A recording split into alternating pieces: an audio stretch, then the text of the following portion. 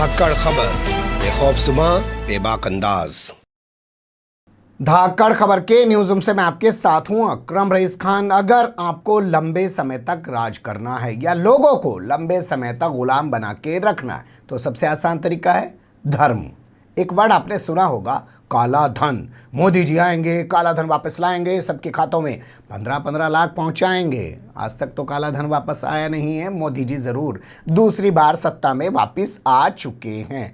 ऐसे ही एक दिन आपको पूरा एक अभियान चलाना पड़ेगा, पूरा एक आंदोलन खड़ा करना पड़ेगा काले धर्म के खिलाफ। जी हाँ, एक चीज़ है धर्म और एक चीज़ है काला धर्म। कुछ लोग काले धर्म के जरिए धर्मांधता फैलाते हैं और उसको नाम धर्म का देते हैं ताकि लोगों को गुलाम बना के रख सकें और लंबे समय तक सत्ता पर काबिज रह सके। मैं तस्वीर आपके सामने रखने जा रहा हूं, सबूत के जरिए देखिएगा, सोचिएगा। लेकिन मुझे लगता है उससे पहले एक नज़ीर एग्जाम्पल के तौर पे, उदाहरण के तौर पे आपके सामने रख देता हूं। मान लीजिए कहीं पर सड़क पर, कहीं मोहल्ले में, गाँव में, कहीं पे भी दो लोगों में झगड़ा हो जाता है। मोटरसाइकिल टकरा जाए, कार टकरा जाए, रिक्शा टकरा जाए, किसी बात को लेके तू मैं हो जाए।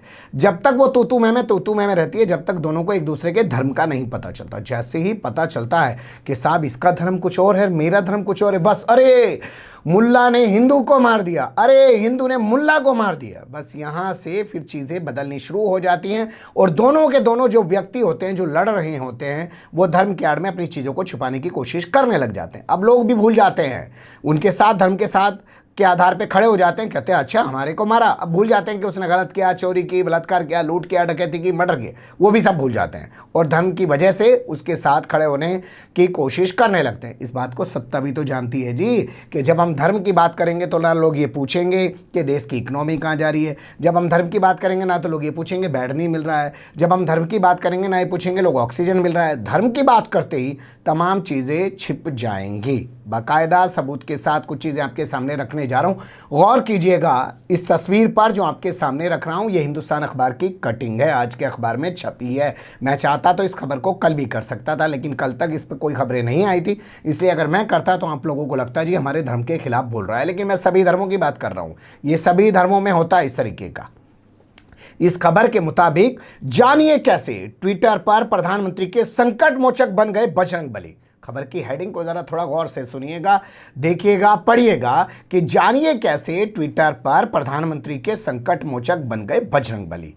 ये इसने हेडिंग लगाई है, हिंदुस्तान अखबार की ये हेडिंग है। संकट मोचक के नाम से जाने जाते हैं ना हनुमान जी, बजरंगबली इसी नाम से जाने जाते हैं, तो वो संकट मोचक बन गए प्रधानमंत्री के। तो ये अखबार अब बता रहा है कि कैसे बन गए। तो इस अखबार की रिपोर्ट के मुताबिक आप देख सकते हैं सुबह 4 बजे से लेके सुबह 9 बजे तक, यानी कि 5 घंटे जो ट्विटर पे टॉप ट्रेंड कर रहा था, वो कर रहा था Modi failed, hashtag Modi failed trend कर रहा है सुबह 4 बजे से 9 बजे तक। लेकिन जैसे ही 9 बजे आकर नरेंद्र मोदी कहते हैं कि आज जो है हनुमान जी की जयंती है और मैं चाहता हूं कि कोरोना के खिलाफ चल रही लड़ाई में उनका आशीर्वाद हमें मिलता रहे, हम उनके बताए और दिखाए मार्ग पर आगे बढ़ते रहें। इसके महज आधे घंटे बाद जो टॉप ट्रेंड में बना हुआ था ट्विटर पे, वो डाउन होना शुरू हो जाता है। और उसके बाद टॉप ट्रेंड में क्या आ जाता है? प्रधानमंत्री नरेंद्र मोदी द्वारा बजरंगबली की जयंती पर लोगों को शुभकामनाएं देने वाला मैसेज। तो क्या हुआ, जैसे ही धर्म आया वैसे ही दूसरी जो चीज़ें टॉप ट्रेंड पे चल रही थी, जहां सवाल पूछा जा रहा था प्रधानमंत्री की तौर पर नरेंद्र मोदी से, लेकिन जैसे ही नरेंद्र मोदी ने अपने आप को एक धर्म विशेष का दिखा के ट्वीट डाला और धर्म विशेष का आड़ लेके अपने आप को एक धार्मिक दिखाने की कोशिश की, वैसे ही देखिए कि वो हैशटैग जो ट्वीट कर रहा था टॉप ट्रेंड में कि हैशटैग फेल्ड मोदी, वो डाउन होना शुरू हो गया। और जानते हैं वो कब तक डाउन रहा? 3 बजे तक वो डाउन रहा। इसके बाद एक नया ट्रेंड आ गया इसी हिंदुस्तान अखबार की रिपोर्ट के मुताबिक, जिसमें कहा जाने लगा कि नरेंद्र मोदी इस्तीफा दें, हैशटैग रिज़ाइन मोदी, ये ट्रेंड करने लगा। 12 बजे से ये नया ट्रेंड आया था और 3:30 बजे के आसपास जाके ये टॉप पे आ गया। यानी कि फिर से एक बार हनुमान जयंती वाला जो था मामला ट्रेंड का, वो नीचे आ गया। इस बात से कुछ समझ आई आपकी जो मैंने बताने की कोशिश की? ना ही हो जाने दीजिए, पर खबर है, सोचना ज़रूर चाहिए। अब दूसरी तस्वीर आपके सामने रख रहा हूँ नवभारत टाइम्स की। नवभारत टाइम्स बड़ा ग्रुप है, अखबारों की दुनिया का छोटा मोटा ग्रुप नहीं है।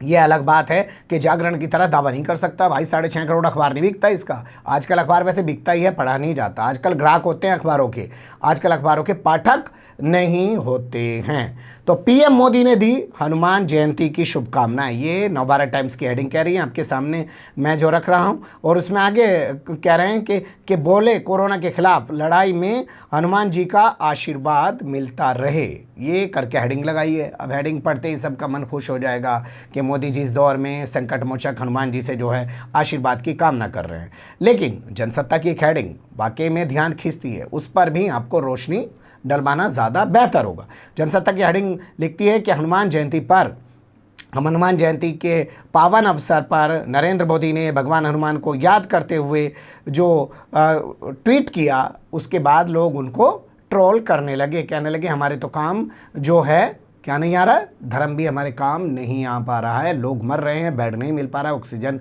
नहीं मिल पा रही है। ये सिर्फ जनसत्ता ने इस तरीके से खबर दिखाई है, हिंदुस्तान ने ट्रेंडिंग के हिसाब से खबर दिखाई और एनबीटी ने खबर पे कुछ करने की कोशिश ही नहीं की, जो कि तो खबर को परोस के लोगों के सामने रख दिया। लेकिन तमाम चीज़ों पर अगर आप रोशनी डालेंगे तो आपको समझ यही आएगा कि भैया जब भी आपके साथ कुछ हो तो धर्म की आड़ लेके छुप जाओ, और फिर से सरकार एक बार धर्म की आड़ लेके छुपने की कोशिश कर रही है या की है, उसमें उसको फायदा भी हुआ कि टॉप ट्रेंड में जो चल रहा था वो डाउन हो गया, और जो हनुमान जयंती का ट्वीट किया नरेंद्र मोदी ने वो टॉप ट्रेंड में आ गया, क्योंकि उन्हें पता है कि तमाम चीज़ें खत्म हो जाएंगी धर्म के नाम पे। आपने देखा होगा उत्तर प्रदेश से तस्वीरें आई कि एक बाबा खोलता हुए दूध में नहा रहा है, तस्वीरें आती हैं कि लोग अंगारों के ऊपर चल रहे हैं, तस्वीरें आती हैं बच्चों की बलि चढ़ा दी जाती है कि हमारे घर में बच्चा पैदा हो जाएगा खजाना मिल जाएगा। ये धर्मांधता ही तो है। लोग कैसे किसी के बच्चे का कत्ल करके सोच सकते हैं कि हमारे घर में खुशी आ सकती है?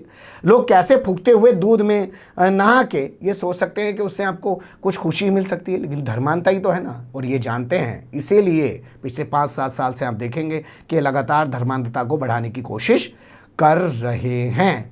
और दो ही राजनीतियाँ चल रही हैं इस देश में वर्तमान समय में 5-7 साल से, या तो बीजेपी की राजनीति चल रही है या असदुद्दीन ओवैसी की राजनीति चल रही है, और तो किसी का कुछ चल ही नहीं रहा, उठ ही नहीं रहा, सब खत्म ही होते जा रहा है। क्योंकि दोनों ही लोग धर्म के आधार पर राजनीति करते हैं और दोनों ही धार्मिक प्रतीकों का भी इस्तेमाल खूब धड़ल्ले से करते हैं। देखा होगा चुनाव के दौरान जैसे ही भाजपा कहीं जाती है वैसे ही मंदिर में पूजा करने पहुंच जाती है। असदुद्दीन भी कहीं जाते हैं तो सबसे पहले वहां दरगाह कौन सी है, या स्टेज से ही खबर आती है अजान हुई, असदुद्दीन ओवैसी ने मंच छोड़ दिया, नमाज पढ़ने चले गए। ठीक है ना, तो इन दोनों की राजनीति फल फूल रही है, इस पर ध्यान देने की ज़रूरत है।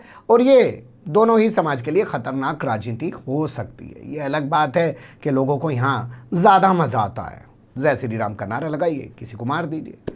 बने रहेगा धाकड़ खबर के साथ। फिलहाल कमेंट्स के रूप में आप लोग अपनी राय दे सकते हैं, खबर को लाइक कर सकते हैं, चैनल को सब्सक्राइब कर सकते हैं और ज़्यादा से ज़्यादा हमारी खबरों को शेयर कर सकते हैं। फिर ऐसे ही किसी सुलगते हुए या उलझते मुद्दे लेकर मैं आपके सामने हूँगा हाजिर। फिलहाल अभी मुझे दें इजाज़त।